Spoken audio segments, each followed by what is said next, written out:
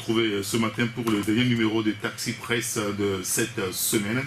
Avec les confrères, nous essaierons de passer en revue les grands sujets qui ont marqué cette semaine, notamment l'élection de Maître Yahoubi Agboibo à la tête du CAR.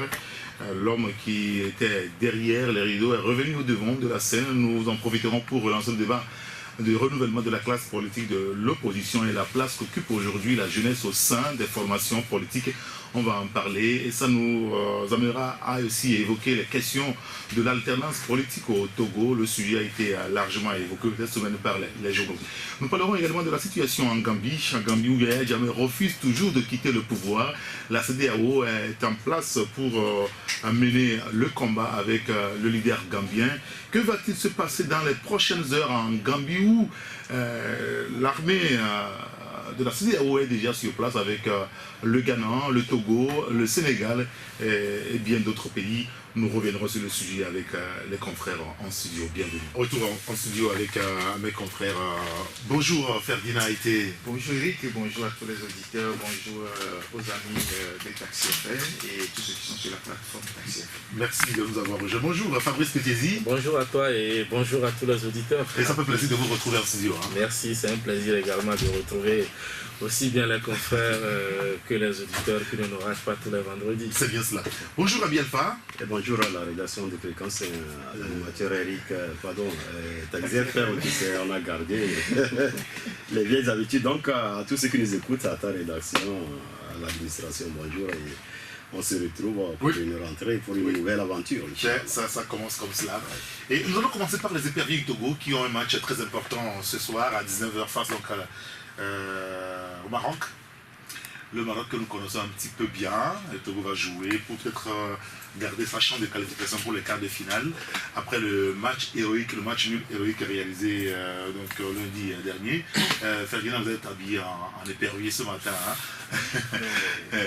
Disons que le Togo a été loin du ridicule lundi dernier. Et ça donne espoir pour la suite quand même. Oui, avant que je n'aborde le sujet sur les éperviers, permettez-moi de placer juste un mot à l'endroit d'un ami, qu'on a perdu et qui va être enterré demain.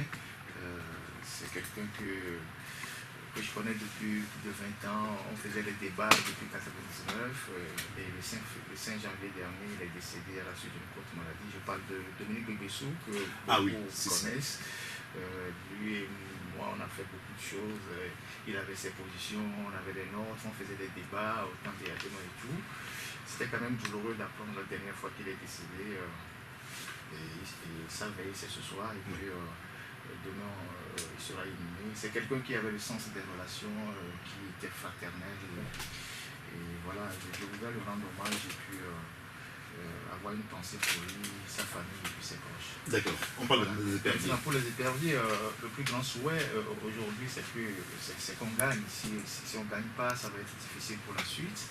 Le match, le premier match, ils se sont bien battus. Il y avait un système de jeu qui a permis de contenir les Ivoiriens et de le mettre en difficulté. J'espère que l'entraîneur va mettre sa touche personnelle parce que c'est de ça qu'il s'agit et que ce soit les Togolais puissent gagner et garder l'espoir de continuer la compétition parce que tout le peuple n'attend que ça. Il y a une ferveur qui commence pas à monter dans le pays. Il faut continuer par donner cette joie-là à la population et j'espère que les éperviers feront un miracle ce soir face au Maroc. Et ça, on l'espère vivement. Fabrice, vous en avez même parlé un petit peu mercredi dernier dans votre journal libéral. Les éperviers, avec Adebayor, les capitaines, qui sont rassurants quand on les écoute depuis quelque temps. Oui, bien évidemment. Bon, moi personnellement, je faisais partie de ces Togolais-là qui ne croyaient pas beaucoup, qui ne comptaient pas beaucoup sur les éperviers par rapport à cette CAN parce que j'estimais qu'ils avaient fait le plus dur, qui était de se qualifier parce qu'ils revenaient de très loin. Oui. Et donc pour moi, notre joie devait se limiter à notre qualification en attendant qu'on s'organise mieux pour l'avenir. Mais bon, j'ai été agréablement surpris lors du premier match face à la Côte d'Ivoire. Et bien du coup, comme plusieurs Togolais, j'ai commencé par croire, par espérer. J'espère que c'est pas en ce moment où on va me lâcher. En tout cas, Le fait de réussir, comme je le disais la dernière fois, le premier match face à la Côte d'Ivoire, un nul intéressant, les éperviers se sont mis la pression parce que vous allez constater qu'aujourd'hui, quand vous voyez un peu en ville, l'ambiance n'était pas la même que lors de la veille du premier match. Oui. Aujourd'hui, j'ai même dans mon quartier reculé, j'ai aperçu des drapeaux un peu partout. Ça voudrait dire qu'il y a des gens qui se sont réveillés, qui se sont dit « Ah, nous avons une équipe à la CAN qui peut faire quelque chose d'intéressant. » Et aujourd'hui, les Togolais ne viennent plus, n'iront plus devant leur écran en victime résignée, mais ils se disent qu'ils ont fait un match intéressant avec le tenant du titre. Bon, ce n'est pas le Maroc qui devrait nous créer des problèmes, mais on est en football et il faudrait vraiment entretenir cet espoir qui pourrait nous mener vers la qualification. Parfait. Le Togo a un match important. Abi Alpha, un mot là-dessus? Oui, je crois bien qu'il n'y a pas de mathématiques en football. S'il y avait des mathématiques en football, je crois que de par les prestations à la CAN dernière où le Togo y était, et la carrure, la place qu'occupe la Côte d'Ivoire, je ne crois pas qu'on aurait pu faire un match nul avec eux. Donc tout est relatif en football. C'est vrai qu'il faut se réussir, il faut s'organiser une fois aller en comptant sur dame chance. Il faut s'organiser. Je crois que les nôtres n'ont pas fait à demi-mot. Ils ont fait ce qui est faisable. Maintenant, c'est à nous de leur souhaiter bonne chance. En tout cas, moi, je continue par croire qu'il n'y a pas de mathématiques en football. Et je n'ai pas peur du Maroc, non plus des autres équipes qui sont en train d'arriver. On a qu'à souhaiter bonne chance pour que nos représentants, pour une fois, reviennent avec quand même une autre ambiance, parce que le Togo a trop, surtout quand on parle football, là, le Togo a trop essuyé des larmes. Il faut quand même qu'un jour on partage un sourire. Oui, naturellement. Et puis il y a un autre sujet lié aux éperviers, mais beaucoup plus lié à la presse togolaise. Beaucoup de nos confrères sont AOM, habitants pour certains, mais malheureusement ils n'ont pas accès au stade en tant que journalistes, mais dans les tribunes pour suivre le match. Après, c'est compliqué de travailler, faute d'accréditation. Il y avait eu ce problème qu'on voyait venir un petit peu, et puis c'est arrivé. Sur place, on a voulu régler le problème là par des négociations, mais ça n'a pas réussi. La fédération a écrit une lettre à la Confédération africaine de football qui a réagi et qui a fermé toutes les portes aux négociations.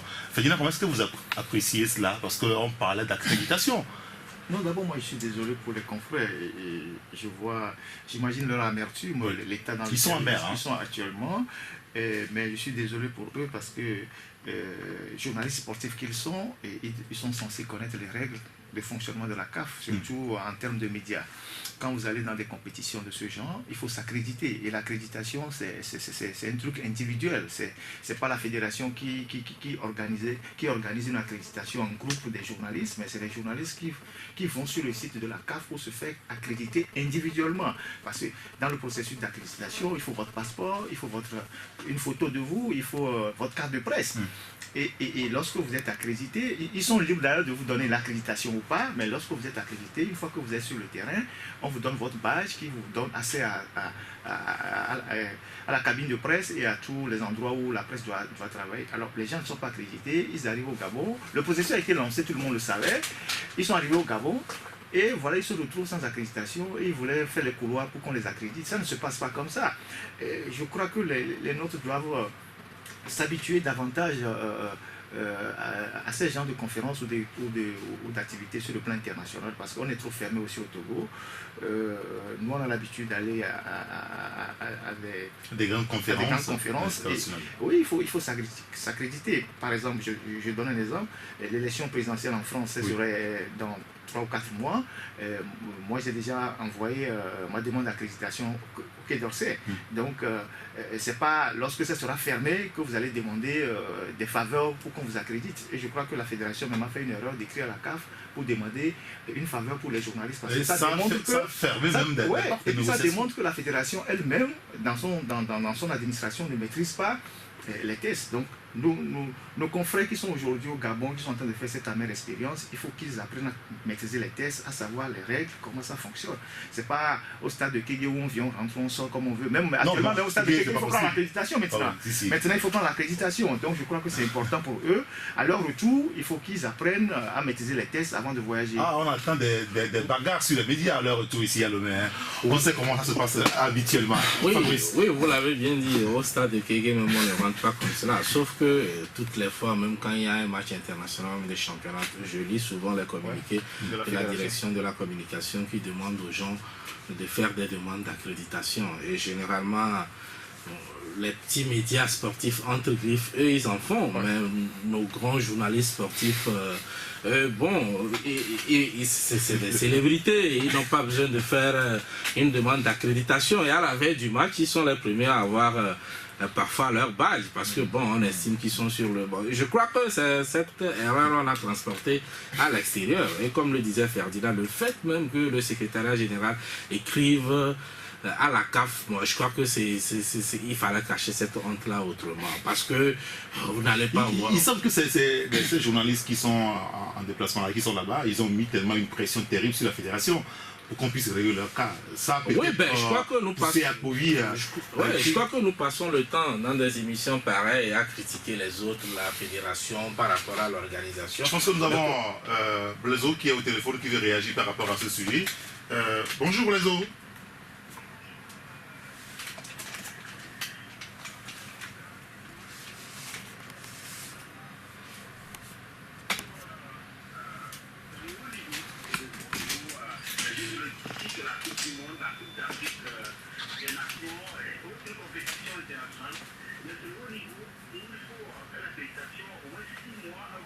Oui.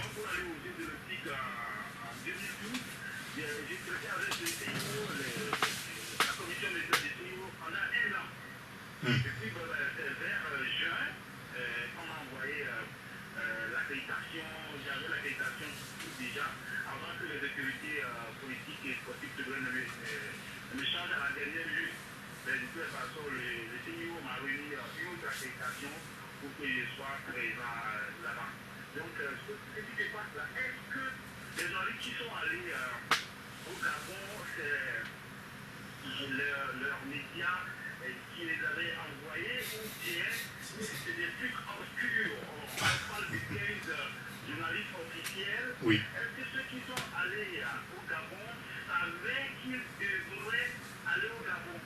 S'ils le savaient, ils devraient faire l'accréditation du but. Oui. Donc ça veut dire qu'il y a une liste ouverte à la fédération, 15 journalistes, de façon officielle, et puis après, il y a une liste obscure. Je pense que c'est ça qui raconte des difficultés là-bas. Donc après la compétition, nous allons revenir sur tout ce qui s'est passé dans le noir avant que les gens ne voyagent sur le Gabon. D'accord, très bien. Blaiseau, merci beaucoup pour votre contribution et à très bientôt.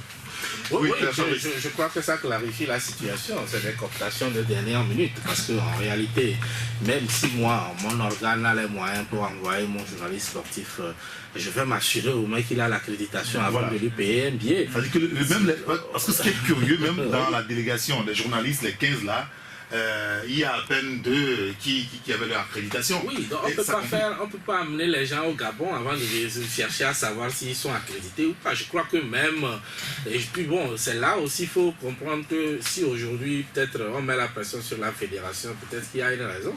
Parce qu'en réalité, la fédération n'aurait pas dû cautionner des journalistes qui n'ont pas l'accréditation pour qu'ils arrivent au Gabon. C'est-à-dire, on devait tamiser ici d'abord.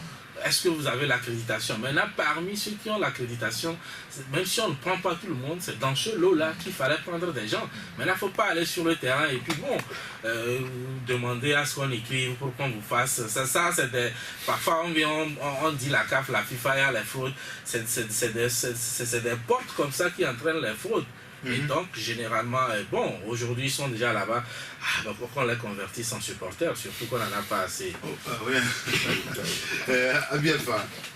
Merci beaucoup, Conseil. Je crois que dans notre pays, il y a des vices qui ont pris la place des vertus.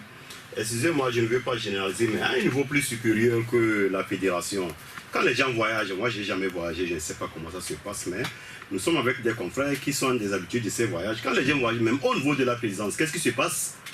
Qu'est-ce qui se passe? Normalement, à un certain niveau, on connaît un cercle de journalistes qui sont les habitués de certains voyages et ils ont certains visas, qu'on dirait des visas permanents.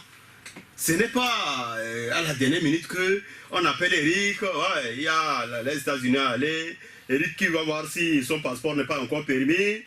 Quand il n'est pas périmé, il faut l'envoyer pour le visa. Peut-être on est à 112 heures et très souvent nous avons vu beaucoup de confrères qui ont raté des voyages avec la délégation présidentielle juste parce que sur le plan documentation du voyage, ils ne sont pas prêts. Donc il y a des habitudes, des habitudes qu'on a prises ici. Et quand on n'a jamais eu l'habitude, la chance de sortir, on pense que c'est comme ça, ça doit se faire. On pense que c'est comme ça, ça doit se faire. Très souvent, quand il y a une mauvaise organisation quelque part, pour se moquer, on dit que une organisation liée à l'administration, oui. On dit que vous faites une administration arabe. C'est-à-dire que vous faites à peu près dans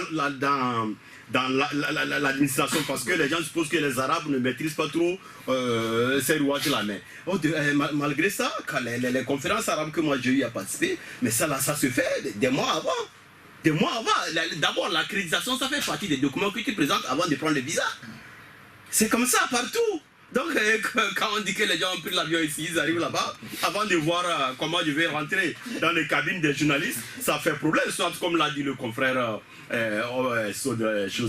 Blaiseau, soit les gens ont utilisé la voie de contournement. Est-ce qu'ils sont vraiment des journalistes? S'ils sont vraiment des journalistes, quelle discussion on a pris pour que très tôt ils sachent qu'ils sont sur la liste de ceux qui doivent couvrir pour qu'ils prennent les dispositions? Parce que quand même, comme l'a dit les confrères, l'accréditation, on ne l'obtient pas par un coup de tête. C'est tout un processus de documents à présenter. Au-delà de l'accréditation, ceux qui sont là-bas même là, quand on demande, on s'est arrangé, ça peut aller, on ne vous demande plus l'accréditation, amenez votre carte de presse avant de rentrer. Combien d'entre eux peuvent prendre la carte de presse togolaise, celle délivrée par la HAC? Ceux qui se plaignent là-bas, même si aujourd'hui, à tout dit, on s'est arrangé, prouver seulement aux organisateurs que vous êtes des journalistes togolais à travers une carte de presse. Combien parmi eux peuvent vous montrer leur carte de presse que je vous montre ici? Donc ça fait problème. Il faut qu'on dépasse ce que les gens appellent les togolités ou bien les togolaiseries pour que ça ne nous pas et que ça ne se répète pas. Oui. Au début, je disais que parfois on a certaines habitudes à la maison qu'on traîne dehors. Lors du dernier sommet sur la sécurité maritime, on a vu comment les journalistes sont allés faire le show. Le jour à l'ouverture du sommet en disant voilà, on a privilégié les médias extérieurs, on n'a pas. Et pourtant, les gens savaient qu'il y a un sommet. Quand il y a un sommet, il faudra s'accréditer. Et finalement, qu'est-ce qui s'est passé? Mais on a fait le forcing, comme c'était chez nous. On a fait le forcing, on a fait des accréditations à des gens. C'est pour ça qu'on a pensé qu'aussi, peut-être à l'extérieur, ça va se passer comme ça. Je crois que si on commence par être rigoureux, même au stade d'Agouin, on dit tu n'as pas fait une demande, tu n'en as pas. Comme cela, on ne va pas traîner cet art-là à l'extérieur pour être là risé.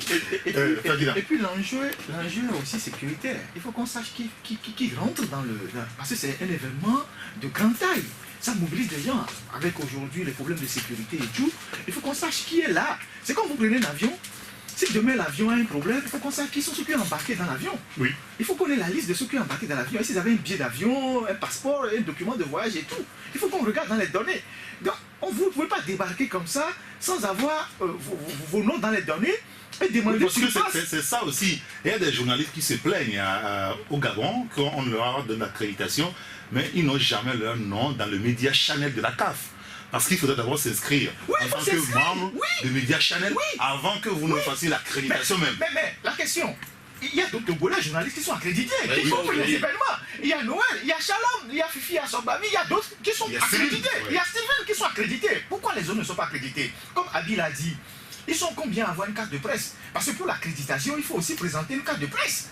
Parce que vous ne vous accréditez pas seulement avec le passeport, il faut prouver que vous êtes journaliste et présenter une carte de presse sur le site de la CAF avant qu'on ne valide votre dossier.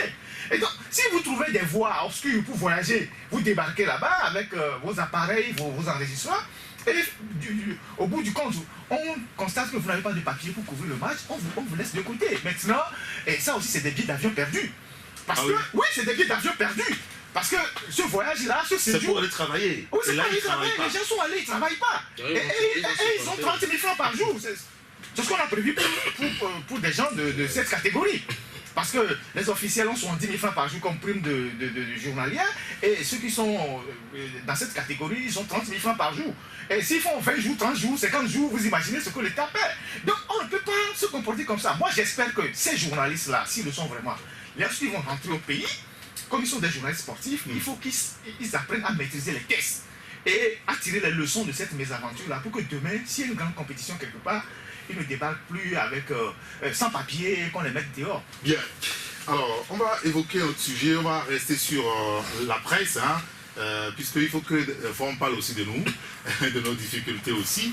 Et Ami, vous avez fait un article hier, j'ai pu comprendre que ça vous vaut une convocation à la HAC cet après-midi, et c'est beaucoup plus par rapport à la fermeture réelle ou supposée à venir du groupe de presse Sud Média, le groupe de City FM et de LCF. Vous vous interrogez qui de Fort ou de Pitang Tchala ferme en réalité le groupe Sud Média.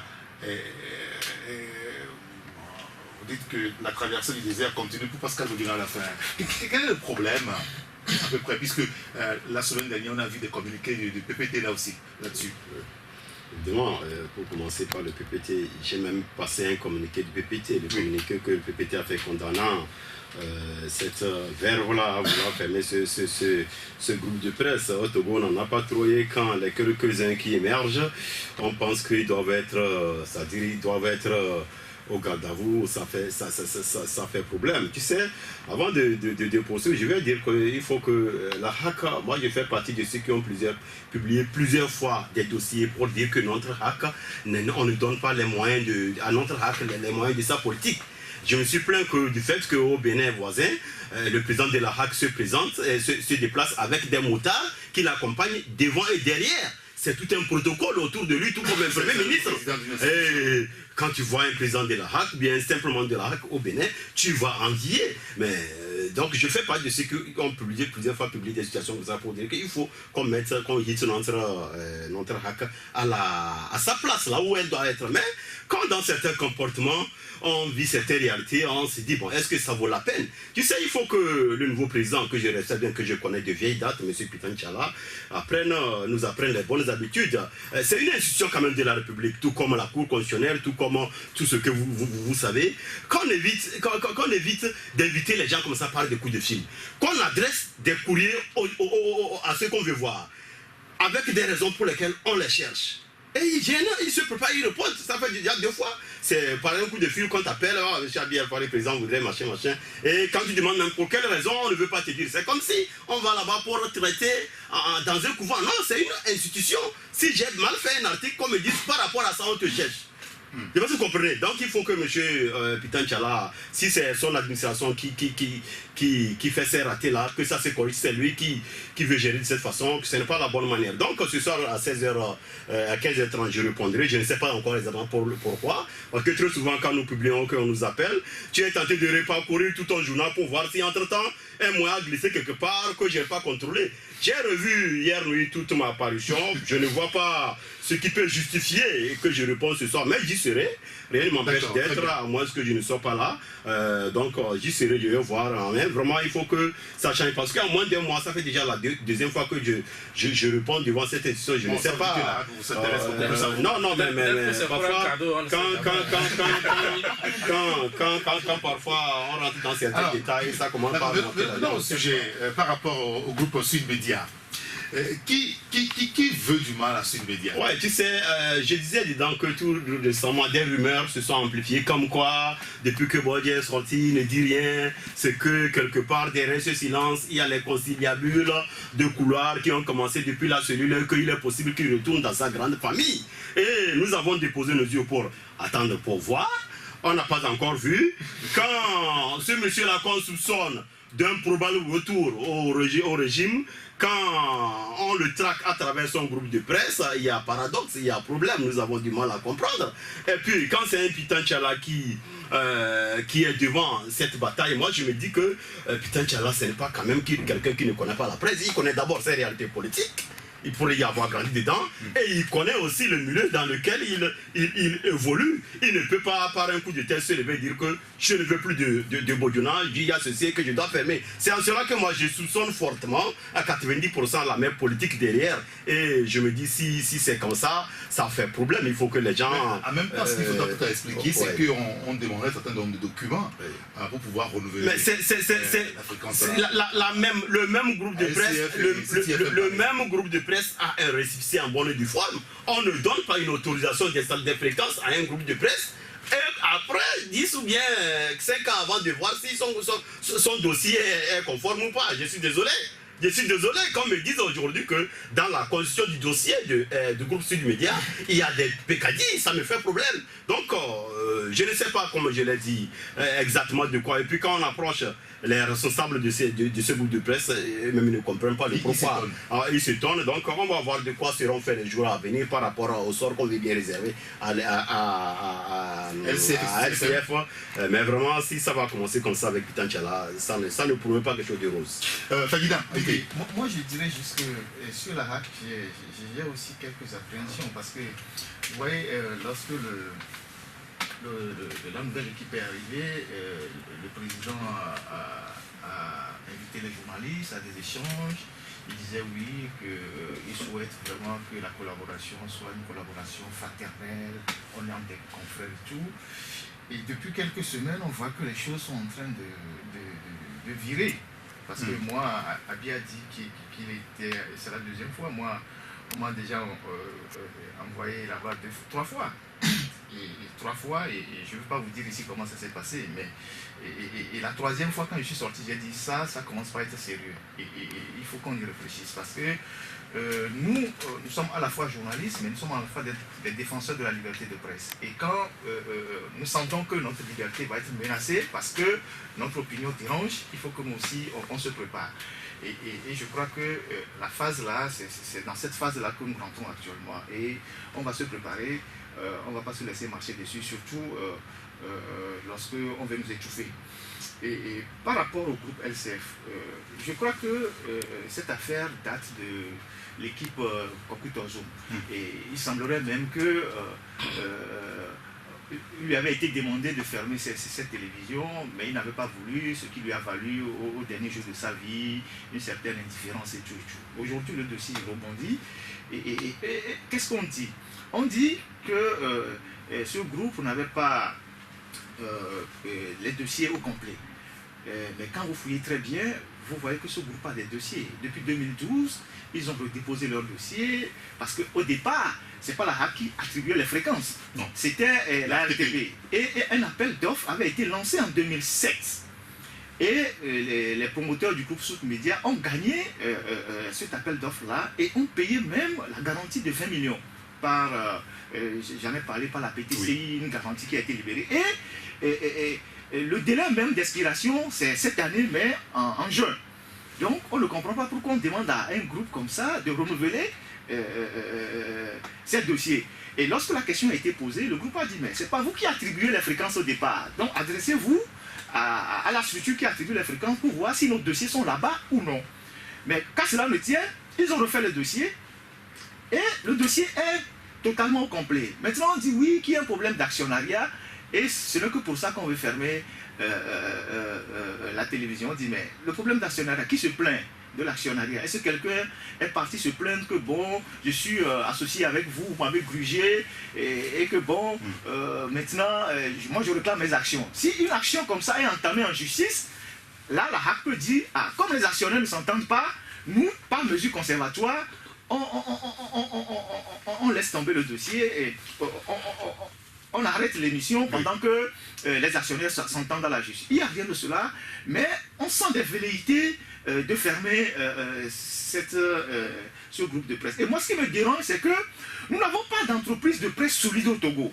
on n'en a pas vraiment. Si vous quittez telle radio, on ne sait pas où vous irez. Si vous quittez tel journal, on ne sait pas où vous irez. Mais dans ce même pays, on forme des journalistes. Par plusieurs écoles de journalistes. Il y a les SICA, il y a les STAC. On forme des gens qui sont là, qui ne font rien. Et vous avez des groupes comme ça qui emploient des jeunes. Ils sont au moins 70 journalistes là-bas. Demain, on va fermer sur des unions de quelqu'un. Ils seront en chômage. Ils seront en chômage. Quand même. On avait fermé déjà d'autres médias. Les gens sont en chômage. Et des gens qui, eux, aujourd'hui, sont à la RAC, qui sont déjà presque tous à la retraite, vont empêcher d'autres jeunes de commencer une carrière. Juste parce qu'il y a des affaires d'humeur. Merci beaucoup. Il y a quand Ferdinand. même un problème. Avant de marquer la pause, Fabrice, juste un mot là-dessus, sur cette situation. Ouais, bon, j'avais beaucoup à dire, mais bon. Ah, si c'est comme cela, nous allons marquer la pause. Au retour, nous allons revenir sur ce sujet-là. Et puis nous évoquerons également le comité d'action pour le renouveau. Car on va parler aussi de la Guinée, de la Gambie, avec Yaya Jammeh. Et cette situation a inspiré pas mal de personnes qui reposent le problème même de l'alternance au sommet des États, les chefs d'État qui s'accrochent au pouvoir, qui ne veulent pas partir. On souligne le cas de Faure Gnassingbé aujourd'hui. Bon, je ne sais pas pourquoi, mais bon, on va revenir sur ce sujet après la pause pour la seconde partie de Taxi Presse. Deuxième partie de Taxi Presse avec Ferdinand Haïté, Fabrice Pekézi et Abi Alpha ce matin. Fabrice, on évoquait le cas de groupe Sud Média, groupe de taxi, City FM et LCF. Quel est votre commentaire par rapport à ça, par rapport à cette velléité que soupçonnent ou que disent certains confrères déjà? Bon, moi j'espère tout simplement que ça va rester à l'étape des rumeurs. Je dis rumeurs parce que au niveau des organisations, les démarches, puisqu'on l'a appris comme ça sur les réseaux sociaux et par voie de presse et tout cela, bon, maintenant il faut chercher l'information et la vérifier, mais nous avons vérifié au niveau des concernés, c'est-à-dire les médias.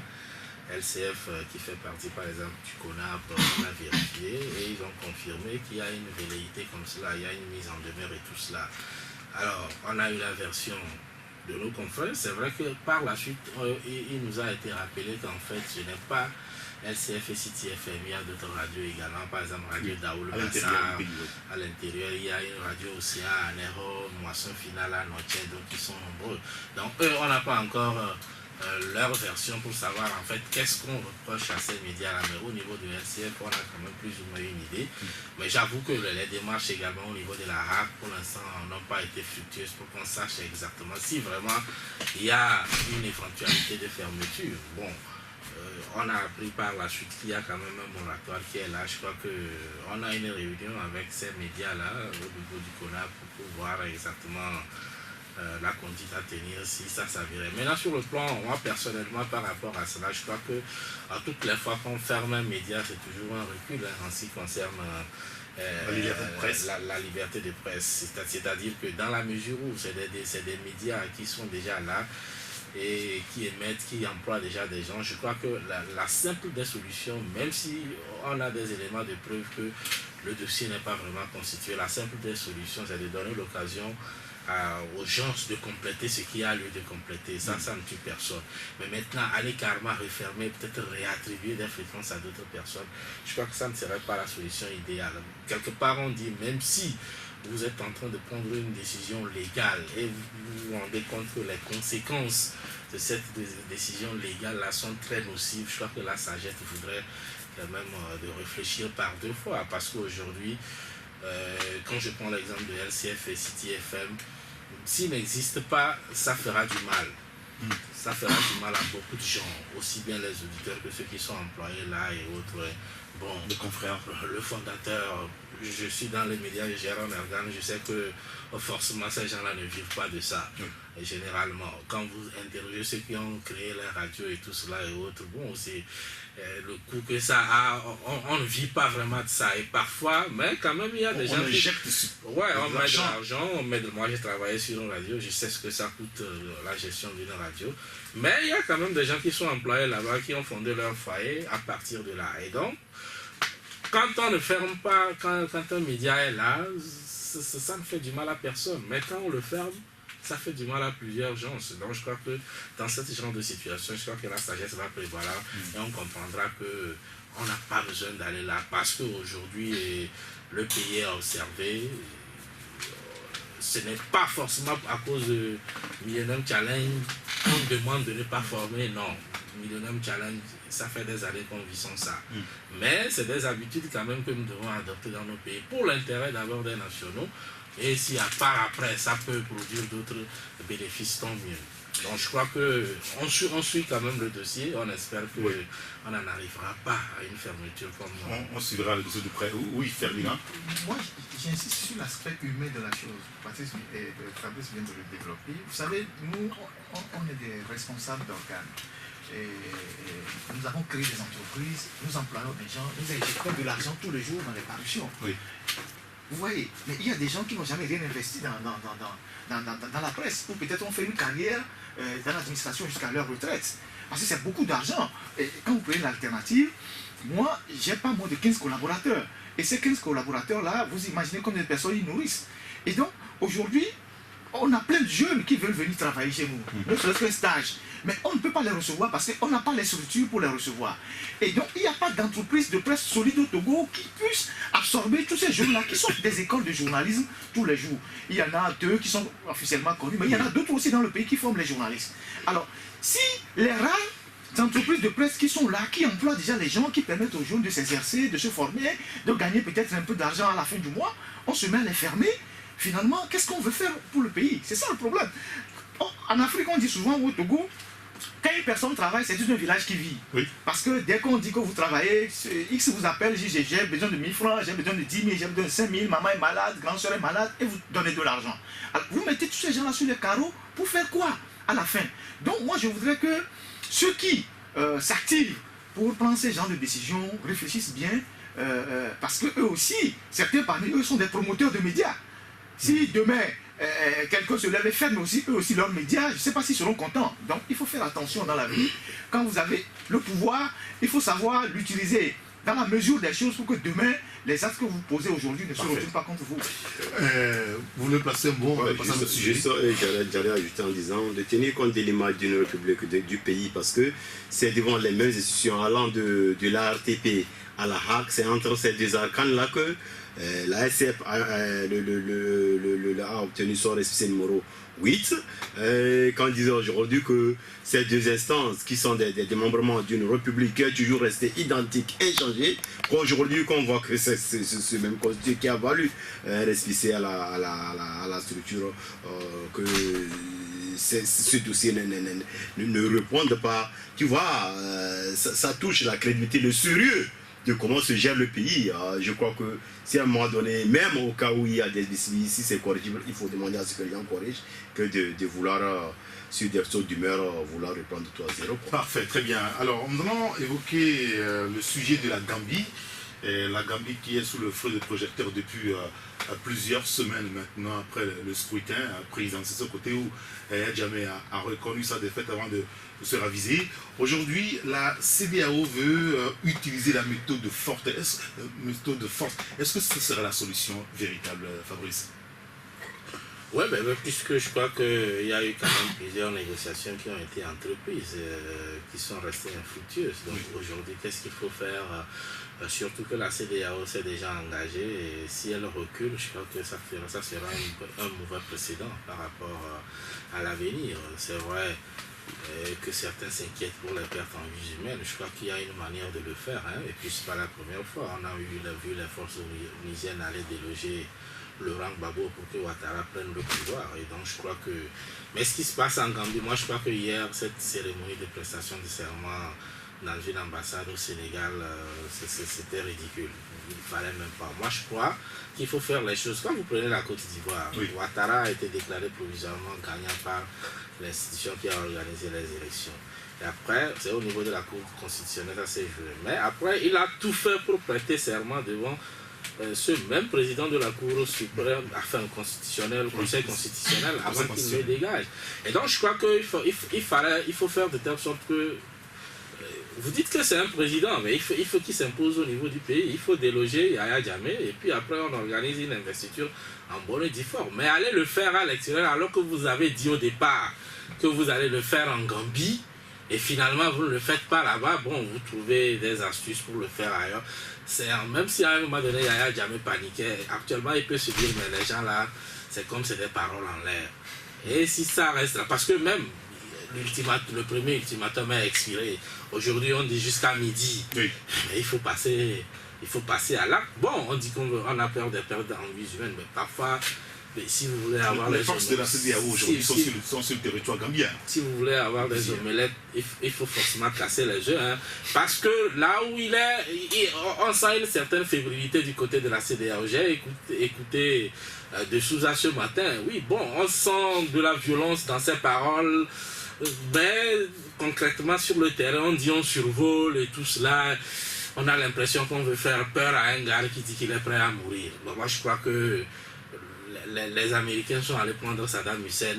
On ne sait pas comment ils sont. Yahya Jammeh, je ne sais pas qui il est. Et on ne peut pas s'organiser pour aller le prendre comme cela. Je crois qu'il faut vraiment aller. Il faut y aller par la force parce que la voie de la négociation, Alpha Condé, oui, j'espère bien qu'il ramènera quelque chose. Mais bon, là où Yahya Jammeh est parti, il est parti pour ne plus reculer parce qu'il y a eu quand même des chances pour pouvoir sortir par la grande porte. Il n'a pas voulu, mais je crois qu'aujourd'hui c'est le langage de la force. Et le pouvoir à vie, on s'accroche au pouvoir. Et Jammeh aujourd'hui a les oreilles un petit peu bouchées. C'est comme ça qu'il faut prendre la chose. Oui, je crois qu'il faut lire. Il y a un livre. Il faut lire pour comprendre la psychologie du dictateur. Oui. À un moment donné, ces gens, quand ils arrivent à ce niveau-là, ils sont dans une bulle, ils pensent que le monde se résume à leurs pieds et que dès qu'ils claquent les doigts, parce qu'ils ont l'habitude de claquer les doigts et de tuer les gens, ils pensent que bon, quand ils claquent les doigts, tout le monde bouge autour d'eux. Voilà. Et donc, il faut être dans le monde de ce monsieur pour comprendre ce qui lui arrive au fait. Et c'est parfois des jusqu'au boutistes, mais en même temps, c'est des gens qui ont peur pour leur vie. Yahya Jammeh, tout en faisant le caïd, a déjà mis beaucoup de ses biens en sécurité en Gambie, et en Mauritanie. Et ses voitures de luxe, tout ça, il les a transportées en Mauritanie. Et donc, moi, par rapport à ce que Fabrice a dit, moi je dis, le schéma de la Gambie était simple. C'était très simple. La CEDEAO ne pouvait pas rentrer sur le territoire gambien s'il n'y avait pas un mandat légitime. Donc, qui peut donner ce mandat légitime à la CEDEAO qui était habilité à demander ce mandat? Il n'y avait que Barrow. Et donc, vous allez constater que c'est juste après la prestation de serment que la résolution de l'ONU est tombée et les troupes sont rentrées. Et il fallait prêter serment sur le territoire gambien. Et l'ambassade de Gambie à Dakar, c'est sur le territoire gambien. La convention de Vienne le dit. Quand vous êtes dans une ambassade de votre pays à l'extérieur, vous êtes sur le territoire de votre pays. C'est ça, c'est la convention de Vienne. Et donc, il prête le serment et la Constitution dit il prête serment devant une autorité judiciaire, devant un juge. Donc au départ, le plan A de la CEDEAO qui a été arrêté à Bamako, c'était quoi? On prend Adama Barrow, c'est ça? Oui. On fait une incursion en Gambie, dans une ville secondaire, avec l'appui de l'aviation nigériane et sénégalaise. Et il prête serment devant un juge et on le ressort au Sénégal pour maintenant entamer l'épreuve de force. Mais ils ont vu que ce plan était un peu risqué. Ouais. Donc, ils ont dit, bon, on le fait à l'ambassade. Et maintenant, on a un président légitime qui sollicite maintenant une intervention oui, légitimement. Et l'intervention est couverte par l'ONU. Et vous allez voir qu'à l'ONU, tout le monde a voté à l'unanimité. Et donc, les troupes sont rentrées. Mais il y a ceux qui, à la CEDEAO, privilégient toujours la voie de la raison en disant, donnez-nous toujours une chance, on va le convaincre de partir. Et comme il a des relations privilégiées avec le président mauritanien et aussi Alpha Condé, parce que l'un des conseillers d'Alpha Condé est son beau-frère, quelque chose comme ça. Donc Alpha Condé a dit, bon, donnez-moi encore une dernière chance, je vais aller le chercher. Je vais voir s'il pourra partir. J'espère qu'il va entendre raison, parce que la Gambie, c'est quoi? C'est ici, je ne sais pas, Takpano ou Agné. Il suffit que 2 avions passent. Et puis, les Sénégalais savent très bien que l'armée gambienne, en grande partie, a dit qu'il ne va pas se battre pour Yahya Jammeh. Ils sont quoi? Ils sont 3000 militaires. Et il y a beaucoup qui disent qu'ils ne vont pas se battre pour quelqu'un. Vous avez vu le chef d'état-major hier qui était dans la foule avec les manifestants quand Barrow a prêté serment. Et donc ils savent que cette affaire-là va être réglée. Maintenant, on parle des vies humaines. C'est vrai que quelque part, il faut avancer. Depuis que Yahya Jammeh était là 22 ans, il tuait les gens. Qui a dit quoi? Il a même jeté les gens au crocodile. Qui a dit quoi? Personne n'a rien dit. Aujourd'hui, on le présente comme quelqu'un qui est panafricaniste, tout ça. Un panafricaniste, il a des maisons aux États-Unis. Il va se soigner aux États-Unis, on dit qu'il est panafricaniste. Quand vous allez en Gambie, c'est un petit territoire et Jammeh a presque la moitié des terres. Il a des champs, c'est les militaires qui cultivent pour lui. Donc, à un moment donné de la vie, il ne faut pas que les gens réduisent un pays à leur personne. C'est lui-même qui a organisé les élections à Bi. c'est ça? Oui, C'est lui-même qui a inventé ça. Il est allé, on l'a battu. C'est lui-même qui a pris son téléphone pour appeler son adversaire pour dire oui, tu as gagné, I let you the country, I congratulate you. Et il revient le lendemain pour dire que non, que lui n'est pas d'accord, lui bloque le pays. Mais si vous laissez des choses comme ça se passer dans une région, ce serait un précédent dans le et même dans une région où on a d'autres problèmes à régler, comme les affaires de terrorisme. Ce que les gens oublient de dire, c'est que si le Sénégal est très chaud sur cette affaire, c'est que d'abord, et tous les rebelles casamançais, leur base arrière, c'est la Gambie. Et c'est Yaya Jammeh qui les entretient, dont le célèbre Salif Sadio.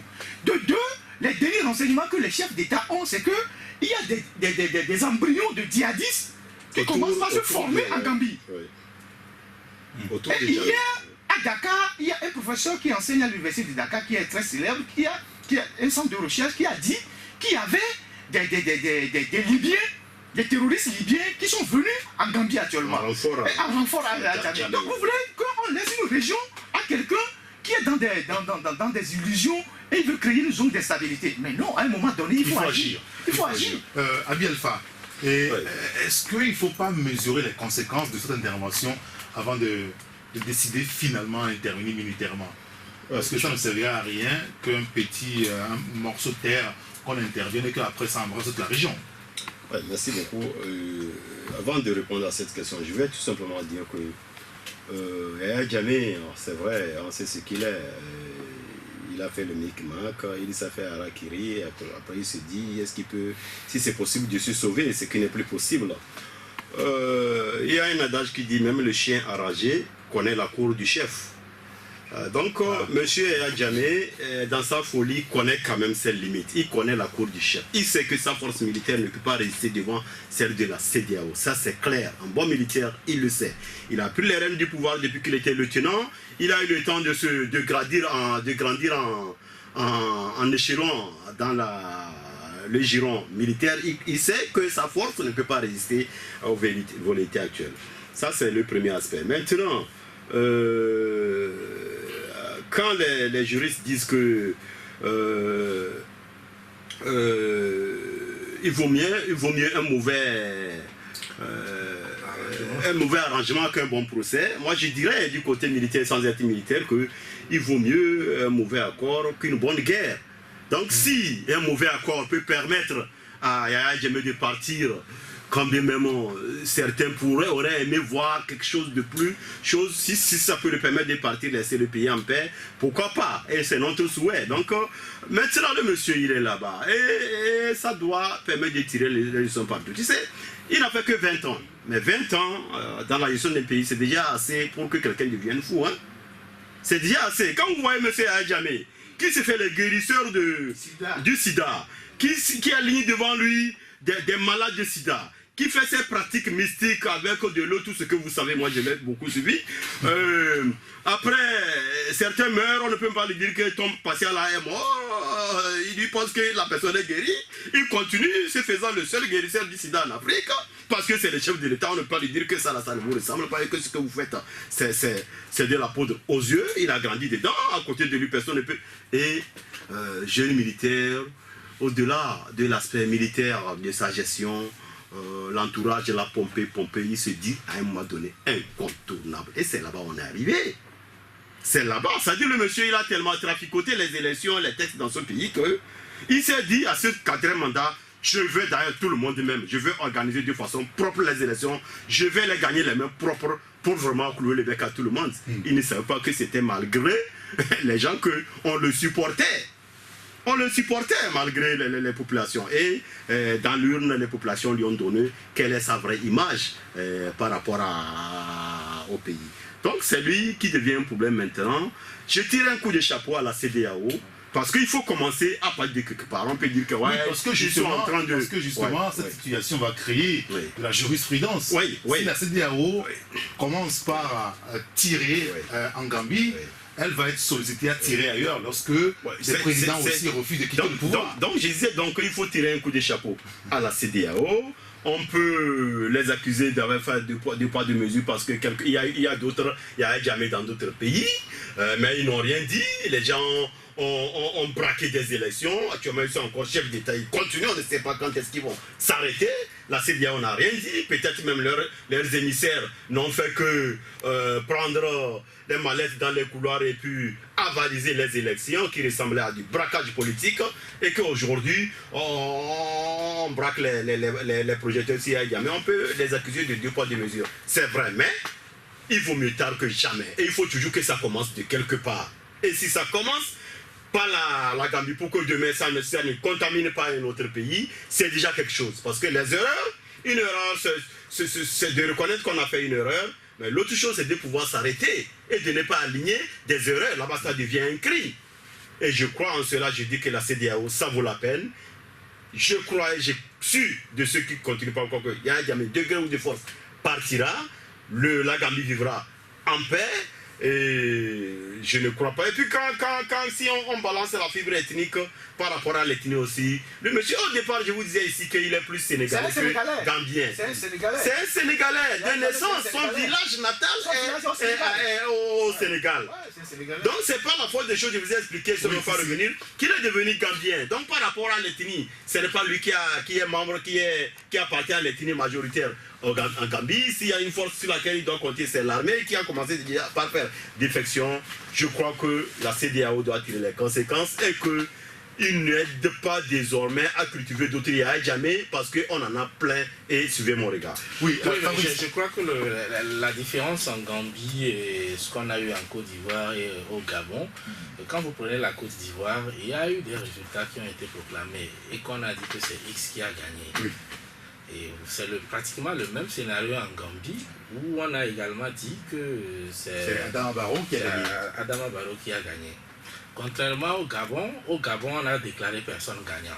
C'est-à-dire, finalement, on a dit que c'est Ali Bongo qui a gagné, même si on a... En fait, c'est un peu ça la différence. En fait, c'est pour dire que je ne suis pas d'accord quand on dit que la CEDEAO fait 2 poids 2 mesures.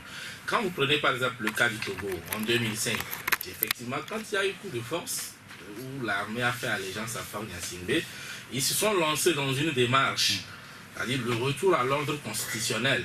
Et ils sont parvenus à ça. L'essentiel, c'est qu'à un moment donné, Faure a dit, bon, je laisse tomber et je me présente à des élections. Maintenant, pour le reste, l'organisation des élections et tout cela, ce qui est sûr, au moins ils ont réussi à tirer leur épingle du jeu parce qu'ils ont réussi à contraindre le chef celui qui se disait chef de l'État à l'époque à la démission. Et maintenant, c'est un peu cela. Aujourd'hui, ils se sont lancés dans une logique au niveau de la Gambie. Maintenant, au niveau de la force, c'est vrai qu'il faut aussi avoir des moyens. Il faut avoir des moyens. Et je crois que très souvent, c'est ça qui limite l'Union africaine, c'est ça qui limite la CEDEAO. Tout à l'heure, Ferdinand fait des démonstrations par rapport aux différentes résolutions qu'il faut prendre. Il faut faire ci ou ça d'abord. Généralement, on voit ça seulement quand c'est en Afrique. Je ne sais pas combien de résolutions on a pris pour aller prendre Ben Laden de l'autre côté ou alors commencer le bombardement de l'Irak et tout cela. Et les gens ont des droits de veto qui font prévaloir dans des circonstances pareilles. C'est pour cela, moi je dis, à un moment donné, il ne faut pas tourner autour du pot. On a vu même des génocides en Afrique qui ont fini par décimer des populations à cause de ces petits jeux de résolution de l'ONU, ceci ou cela. Alors que quand ça se passe ailleurs, parfois les gens font bondir leur droit de veto et ils avancent. Et donc aujourd'hui, moi je crois que l'idée de négociation encore en Gambie, c'est pour faire gagner du temps. Peut-être, on parle déjà des mercenaires ou des djihadistes qui entrent, peut-être c'est pour faire encore gagner du temps. Parce que le gars est tellement allé loin qu'en bon militaire, il ne peut pas reculer. Il va foncer droit. Il va foncer. Il peut plus reculer. C'est-à-dire que là où il est, et là même partout où on va lui promettre d'aller faire son exil, il faut être. C'est quelqu'un qui risque de finir comme un Kadhafi, même si ce n'est pas les mêmes idéaux qui étaient derrière. Il va finir en Gambie parce que ça sera un autre encombrant, quel que soit le pays où il va aller. Oui, c'est vrai que Charles Taylor, on lui a promis, n'est-ce pas, un exil au Nigeria. C'est là où il a été pris pour la CPI. Moi, je pense que quand vous suivez un peu l'histoire de la CEDEAO, c'est vrai que nous sommes souvent très amers envers la CEDEAO, très critiques. Mais quand vous comparez la CEDEAO à la CEMAC, vous voyez que nous sommes quand même un peu loin en Afrique de l'Ouest. Parce que la CEDEAO a déjà eu à intervenir dans d'autres pays en Afrique en force militaire. À l'époque, quand il y avait la guerre avec l'histoire des Écomores et tout ça.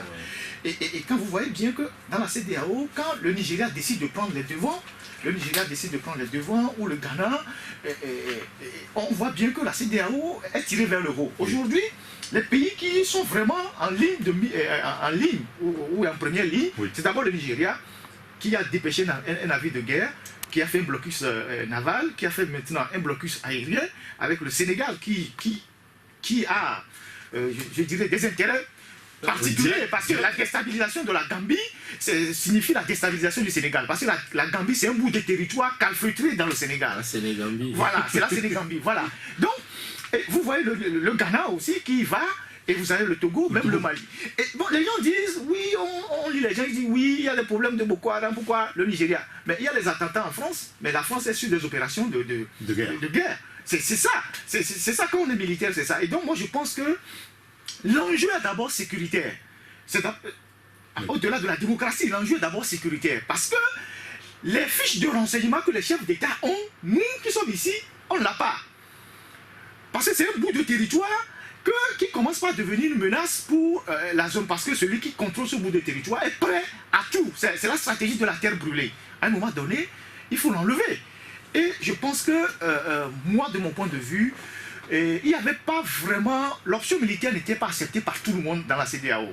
Mais d'autres n'ont pas voulu contester, comme les Alpha Condé, tout ça. C'est eux qui disent aujourd'hui, donnons-nous encore le temps de voir si on peut le ramener à la raison. Mais entre-temps, on fait rentrer les forces pour lui dire que, bon, nous sommes là. Nous sommes là, si tu refuses de partir, bon, rien n'est exclu. Et l'aviation nigérienne et sénégalaise survole Banjul à tout temps. Et là où il aura des problèmes, c'est qu'il ne pourra même plus, décoller. Il ne pourra même plus fuir. Parce que, comme on le dit, la Gambie, c'est un bout de territoire. Et moi, je suis vraiment désolé que quand on gère un pays pendant 22 ans, on finit comme ça. On ne comprend pas qu'à un moment donné, il faut céder pour qu'une autre personne aussi vienne gérer le pays. Et des gens disent que non, Yahya Jammeh, c'est un digne fils de l'Afrique et tout ça. Quand vous prenez l'histoire de Yahya Jammeh, son parcours, tous les dictateurs sont comme ça. Dès qu'ils commencent par avoir des problèmes, ils disent que c'est l'Occident. Dès qu'ils commencent par avoir des problèmes, ils disent que c'est les Blancs qui sont contre moi. Mais leurs maisons sont en Occident, leurs enfants sont en Occident. Ils vont se soigner en Occident. C'est comme ça que ça se passe. Et donc, dans le cas actuel là, si on laisse les choses se faire, ou on laisse Yahya Jammeh faire ce qu'il est en train de faire là, c'est une contamination pour toute la région. Et je pense qu'il est temps que, bon, ce monsieur, on le dise, va te reposer tranquillement quelque part, et que le pays évolue sans toi. D'accord. Alors, parallèlement au cas gambien et à Yahya Jammeh, ce matin et même hier, beaucoup de journaux ont évoqué le pouvoir sans fin, comme vous l'avez écrit au niveau de l'alternative ce matin. La question de l'alternance politique demeure toujours, et les présidents qui s'accrochent au pouvoir, qui ne veulent pas partir, est toujours sur le tapis. Vous savez, le 13 janvier dernier, le pouvoir de Faure Gnassingbé a fêté 50 ans. 50 ans interprété, 50 ans que tout le monde souligne un peu partout. On a vu d'ailleurs Faure Gnassingbé au sommet de Afrique-France, à Bamako, et ce qui fait aujourd'hui la fureur, le buzz sur Internet, cette question de ce journaliste français au président qui aujourd'hui semble amuser presque tout le monde. Est-ce que la vraie question aujourd'hui n'est pas beaucoup plus liée au changement qu'il faudrait avoir à la tête des États africains finalement, si le moment arrive à Bialfa? Oui, vous avez pointé le vrai problème. Ça c'est clair, tout est lié à la longévité, à la volonté, la velléité de certains de s'éterniser au pouvoir. Et puis ça finit comme un cancer qui dure de se métastaser. Et à un moment donné, la victime, celui qui à un moment donné se passait pour le héros devient une victime qui ne se reconnaît même pas. Ça fait trop quand même 50 ans à la tête d'un pays. C'est vrai, quelqu'un me dira que c'est pas Faure Gnassingbé qu'on a vu depuis 50 ans, c'est son papa. Après le papa, le fils est venu. Mais une dirigeance publique, c'est un système. C'est un système. Très souvent, dans la gestion d'un État, ça passe souvent. C'est vrai qu'il y a des indépendances.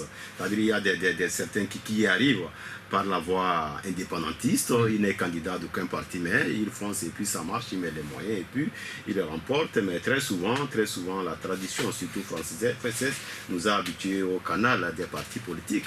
C'est à travers la formation parti politique de son papa que ce dernier a fait 38 ans et puis le fils a hérité des cendres de la même formation et actuellement c'est en train d'aller à 50 ans.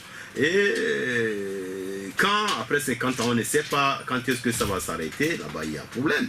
Il y a problème parce que, comme je l'ai dit tantôt, il n'y a rien qui pompe la tête plus que le pouvoir. Ça c'est clair. Hein, parce que, d'abord, autour de vous, très peu ont le courage de vous dire, monsieur le chef d'excellence, il y a cet aspect qui n'est pas ceci. Très peu sont sincères en termes de conseils autour des chefs d'État. On fait des enquêtes d'opinion sur son état d'humeur. Quand M. Fabrice amène un sujet, Abi Alpha sait déjà que sur ce sujet-là, comme la dernière fois, tel ministre était venu que le PR n'était pas trop d'accord. Dès que Fabrice va exposer son sujet, on balance le premier micro à Abi Alpha. Non, excellence, ça va détruire le pays. Et puis c'est ça qu'on a vécu sous Eyadema. 38 ans après, le fils est venu, il est là-dessus. Certains me diront qu'il est venu avec des réformes, ça c'est vrai. Quand on prend l'aspect économique, on a ce qui a été reçu par la main droite, a été retiré par la main gauche. C'est vrai, on ne voit plus le gaspillage qui se faisait sous les arbres à Lomé 2. On a dit bravo à Fonia Singbe qui a mis fin à une certaine pratique qui n'était pas aussi orthodoxe. C'est-à-dire au même moment, c'est un plan de choses exactement, attendez que je vienne. Au moment où Eyadema faisait ce gaspillage-là, certains détournements n'étaient pas autorisés. Moi, je suis en train de recenser actuellement les différentes personnalités qui ont connu des problèmes sous Eyadema avec les détournements d'argent. Tu entendras que quelqu'un a quitté le pays parce que dans sa gestion, 800 000 a disparu. Quelqu'un qui a quitté le pays ou bien il est mort en prison parce que dans sa gestion, il a détourné 5 millions. Moi j'ai connu des gens, je suis sur des dossiers où c'est des prêts bancaires même qu'on a fait. Des prêts bancaires, c'est-à-dire régulières, autorisés par les conseils d'administration des banques à des individus qui avaient des projets agricoles. Les prêts ont été consentis, ils ont commencé leur projet. Eyadema dit non, c'est trop gros comme prêt. Et ça fait problème, les gens ont fait la prison. Donou est un cas parmi tant d'autres. Donc, on ne peut pas aller dans tous ces détails. Donc, quand Eyadema faisait ça, là, ce qu'on appelait gaspillage, à l'époque, il y avait aussi de l'autre côté certains détournements qui n'étaient pas autorisés. Nous avons eu à vous publier, à partir de certains rapports, comment les sorties des fonds du Togo ont presque quadruplé après la mort d'Eyadema. Donc, ce qu'on a donné par la main droite, on l'a repris par la main gauche. Je ne vois pas en quoi faudra faire évoluer les systèmes. Les gaspillages ont continué. Au temps d'Eyadema, on a autour dire de lui qu'il n'est pas allé à l'école. Il n'a jamais endetté notre pays à l'état, c'est-à-dire jusqu'au niveau où on est actuellement. Donc, il y a beaucoup de choses. Quand on dure à un certain endroit, quand vous allez à un examen, je vais juste terminer. Quand vous allez à un examen, très souvent, les matières qui demandent, quand vous êtes candidat au bac par exemple, on vous dit, vous êtes devant un sujet de philosophie, c'est 4 heures de temps. C'est comme ça en littérature, moi je sais en littérature.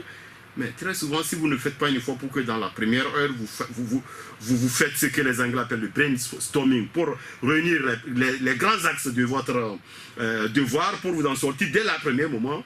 Mais dans les dernières heures, là, vous ne comprenez même plus rien. Vous allez être rattrapé par le temps, vous allez être rattrapé par un hors-sujet, par un devoir bidon. C'est comme ça qu'on dit, à un moment donné on ne comprend rien, on devient un fétiche, et malheureusement, ça ne finit pas bien. Mais j'espère que les gens vont s'inspirer de ce qui se passe déjà ailleurs pour que chez eux ça finisse bien. Alors, on parle de ces présidents-là qui sont à la tête de leur pays, qui ne veulent pas partir par le bon canal. Est-ce que la question d'alternance ne se pose pas finalement? Parce qu'aujourd'hui, c'est bien qu'on évoque le cas de la Gambie avec Yahya Jammeh, qui a perdu les élections mais refuse de quitter le pouvoir. Ailleurs, c'est vrai qu'il n'y a pas encore d'élection, mais on a du mal à traduire dans les faits les réformes pour pouvoir permettre qu'il y a des changements à la tête des nations. Le cas du Togo est cité. J'évoquais tout à l'heure ce qui se fait ou ce qui se passe actuellement sur la toile avec Faure Gnassingbé, je ne vois pas le rapport, ça se chante un peu partout. Est-ce qu'aujourd'hui, il n'est pas opportun que la CEDEAO même demande aux États de se conformer à la législation, finalement?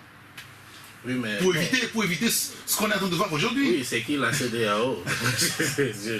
Je crois que chaque État reste souverain. Et puis bon, quand vous avez pris l'exemple de la Gambie, il n'y a pas eu de réforme en Gambie, hein, mais bon, il y a eu le président qui a reconnu sa défaite à des élections avant de faire marche arrière. Donc, il peut aussi avoir des réformes. Et puis bon, ceux qui veulent avoir au bout des réformes, forcément, prendre le pouvoir, peuvent ne pas le prendre également. Mais je crois qu'aujourd'hui, il y a quand même les standards qu'il faudrait mettre sur pied dans divers pays et autres.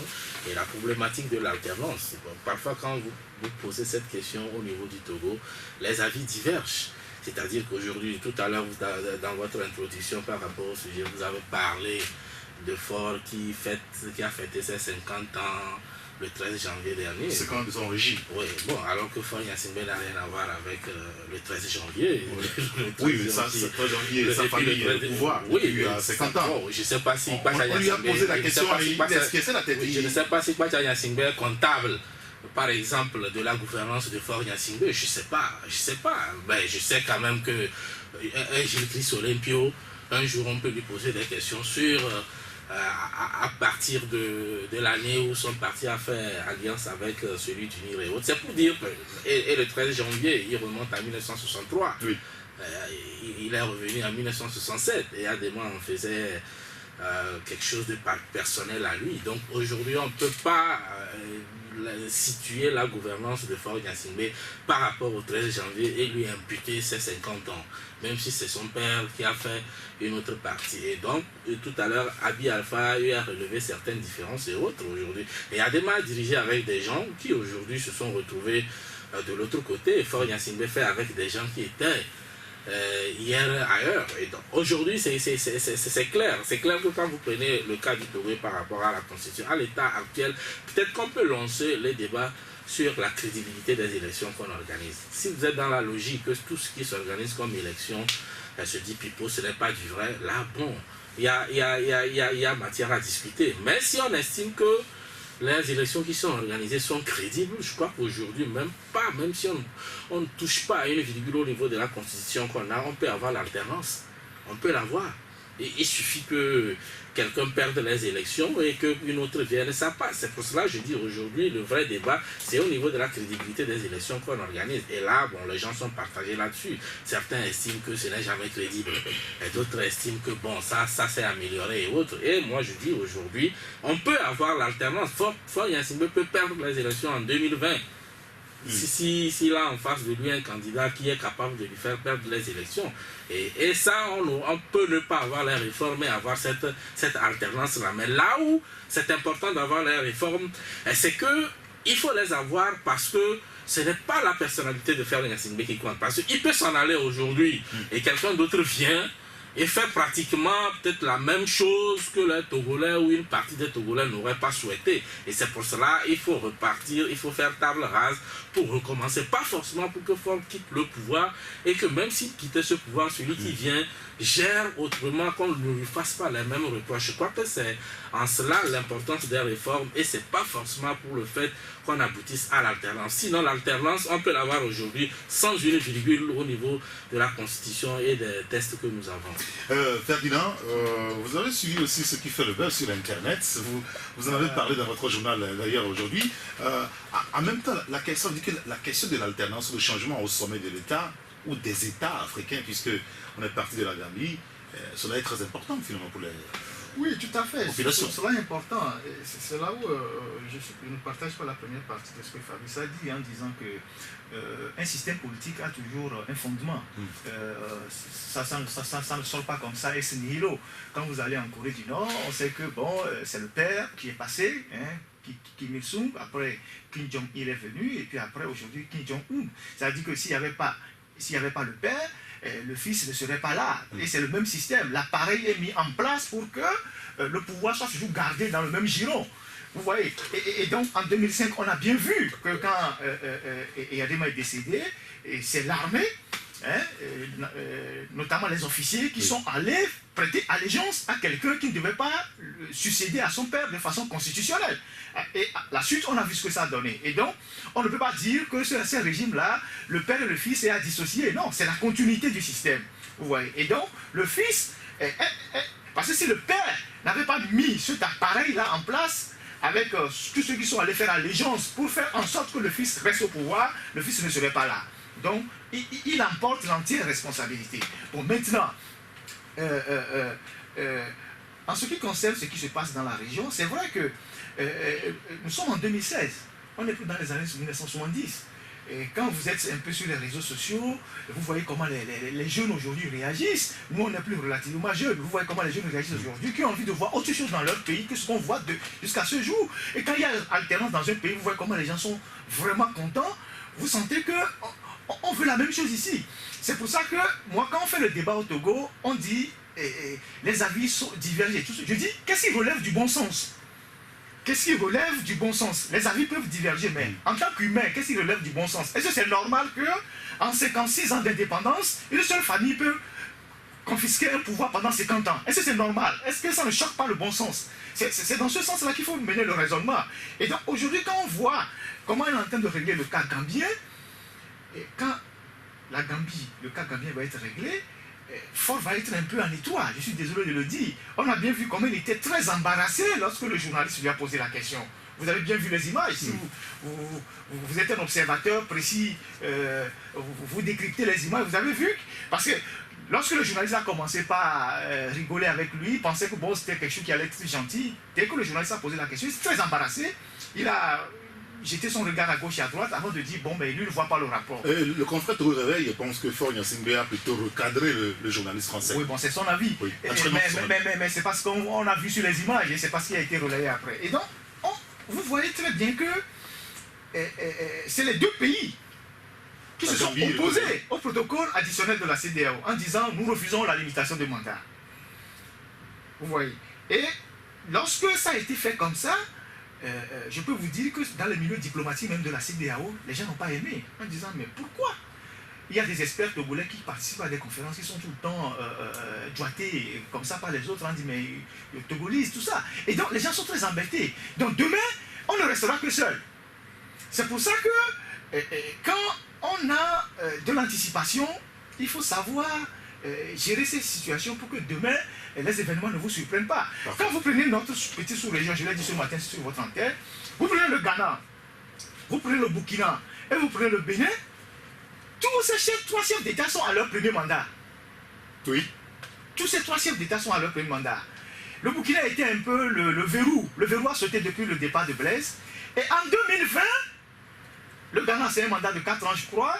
Donc le Burkina, le Bénin et le Ghana en 2020, ils vont solliciter un second mandat. Faure sollicitera un 4e mandat. Mais pour un régime qui fait 55 ans, 60 ans, c'est quand même un problème. D'accord, très bien. Puisque nous n'avons que 5 petites minutes maintenant, je voudrais qu'on aborde un petit peu le sujet lié au renouvellement de la classe politique de l'opposition. Ce débat-là, on l'avait mené dans le temps, sauf qu'aujourd'hui, on voit quelqu'un qui est décrit par d'autres journaux comme le dinosaure, vous l'avez écrit Fabrice, le seul dinosaure encore en compétition, un petit peu si on peut le dire ainsi, revient au devant de la scène. Maître Yaovi à Agboibo, reprend son cas qui a traversé des péripéties, pour offrir quoi? On peut s'interroger comme cela. Est-ce qu'il y a du nouveau avec Agboibo aujourd'hui? C'est vrai qu'il y a un type qui est soulevé depuis quelque temps, le fer, le marteau, et puis je pense le fer, les braises, le marteau. Agboibo veut quand même faire la chose autrement pour que l'alternance soit effective au Togo. Pour vous, il veut mourir, juste il veut mourir sur scène. Oui, il va mourir sur scène, parce que bon, il ne prendra plus le risque de confier encore le parti À qui que ce à soit. un jeune ambitieux de son parti qui va lui faire reprendre. Moi, je crois que je l'ai toujours dit, hein, Maître Agbouebo n'a jamais lâché le quart. Hein. C'est lui toujours. C'est pour cela quand on me dit qu'il vient pour redonner espoir, quel espoir? C'est toujours lui qui a tiré les ficelles dans les rideaux. Il n'a fait que sortir de l'ombre à la lumière. Et donc c'est pour cela tout ce qu'Apévon a eu à faire comme mandat, Apévon n'a rien fait. Les quelques rares, c'est les derniers mois où il a eu des problèmes, c'est en ce moment il a pu exprimer quelque chose qui vient de lui. Donc aujourd'hui, on ne peut pas nous dire que, bon, Maître Agbouebo revient, mais il y a du nouveau qui va revenir parce qu'il était là. Si on n'a rien eu, on n'aura rien. Bon, pourquoi il revient? Il sera le seul à savoir pourquoi il vient vraiment. Parce que lui-même, il sait que du point de vue efficacité, c'est un peu. On me dit, oui, bon, dans les années 90, c'est pas le même interlocuteur. C'était pas le seul d'ailleurs. Et donc, bon, aujourd'hui, c'est vrai, on lui reconnaît un mérite par le passé dans les années 90, ce qu'il a pu Mais faire. quand on écoute Agbouebo depuis samedi, quand il a pris le parti, il donne l'impression que le paysage politique du Togo est caractérisé par la haine. Mais on peut s'indigner sans avoir la haine dans son cœur. Et cette politique-là, il tient à ça. Pour finir par rapport au cas Agbouebo et concernant l'opposition, je crois que son retour officiellement, le fait d'apparaître à visage découvert, va compliquer un peu la donne. Je suis d'accord. Parce que quand vous prenez par exemple aujourd'hui, la classe politique a viscéralement changé. Hein. Il y a un leader de l'opposition qu'on connaît comme Jean-Pierre Fabre. Et par rapport au passé, à l'époque, Maître Agbouebo discutait tête à tête avec Chikris Olympio, qui aujourd'hui, les Ninevi, les Idem Kodjo, les Fambare Ouattara, Nadjaba, tout ça là et autres, les Idem Kodjo, c'est des gens qui étaient là. Ben, aujourd'hui, il y a même si il y a une sorte de renouvellement, et je ne le vois pas, je ne sais pas quelle position il va exactement occuper. Si ce n'est pour faire ombrage, or il ne réussira pas. Mais il sera un caillou dans la chaussure pour le leader de l'opposition. D'accord. Je crois que, je l'ai toujours dit, on ne peut pas cacher longtemps le soleil avec la main. Oui. Ceux qui entouraient Maître Agbouebo ont longtemps essayé de cacher le soleil avec la main, ils ont été pris par le temps. Moi, je me rappelle de Maître Agbouebo, dans mon milieu, il est le tout premier, l'idée de l'opposition, à nous avoir donné le plaisir d'avoir un ministre issu de notre village. Et il a vraiment marqué son territoire dans mon milieu. Donc, je vois Agbouebo de ces moments-là, au moment où, dans cette lutte acharnée, au moment où la machine à frauder du système n'était pas encore aussi huilée, qui se retrouvait avec 37 députés à l'Assemblée, devant 36 pardon, devant d'autres poids lourds aussi de l'opposition. Le même Agbouebo, je ne sais pas si vous avez une idée claire de ce qu'il représente actuellement devant à l'hémicycle. Et maintenant, qui, au lieu vraiment de faire un effort, de se cacher derrière, c'est-à-dire le rideau, qui revient confirmer les rumeurs, les appréhensions que les gens avaient de lui. Quand, entre-temps, nous avons tiré comme quoi les agitations dont souffrait Maître Apévon étaient dues au fait que Maître Agbouebo, n'avait plus les manettes libres pour faire le business avec sa formation politique. C'est le temps maintenant qui nous donne raison. Il va être ridicule en se faisant passer désormais pour le Yaya Jammeh du Togo. Et c'est un peu triste que les gens n'arrivent pas à abandonner les bonnes choses avant que les bonnes choses ne les abandonnent. Moi, je crois que le retour d'Agbouebo n'est quand même pas une surprise. On l'a toujours dit ici, même si les gens ne voulaient pas comprendre, on l'a toujours dit que tout ce qui se passait au cas, c'est Agbouebo qui tirait les ficelles, c'est lui qui semait la zizanie pour revenir. Maintenant, la question, c'est qu'il revient pour faire quoi? Et maintenant que le bélier est sorti de la brousse, il revient pour faire quoi? Quand moi je le lis, j'ai qu'il a eu à faire la dernière fois en disant oui, il faut s'approcher de l'adversaire pour le convaincre d'obtenir l'alternance. Ce n'est pas une nouvelle méthode. Agbouebo a été au gouvernement. Chikris est allé dans un accord avec une RPT. Les Ninevis sont allés au gouvernement, ils ont ramené quoi? Agbouebo, il a passé quoi? Je ne sais pas, 11 ou 9 mois la primature, il faisait quoi? Il n'a rien fait. Après, bon, à la fin... Comment il n'a rien fait? Il a nommé ministre dans le village d'Abi Alpha. Il n'a pas fait de réforme. Abi Alpha dit qu'il y a un ministre chez lui. Il n'a pas fait de réforme.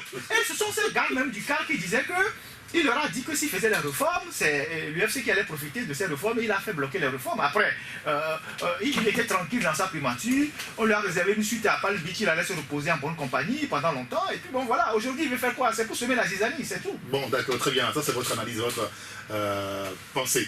On va s'arrêter là. Merci Fabrice Pétési. Je rappelle que c'était vous le patron du journal Le Libéral. Ferdinand Haïté, patron du journal L'Alternative. Abi Alpha. Et bonne chance aux éperviers. Oui, c'est ce soir à 19h. On sera de cœur avec eux là-bas. Ah oui.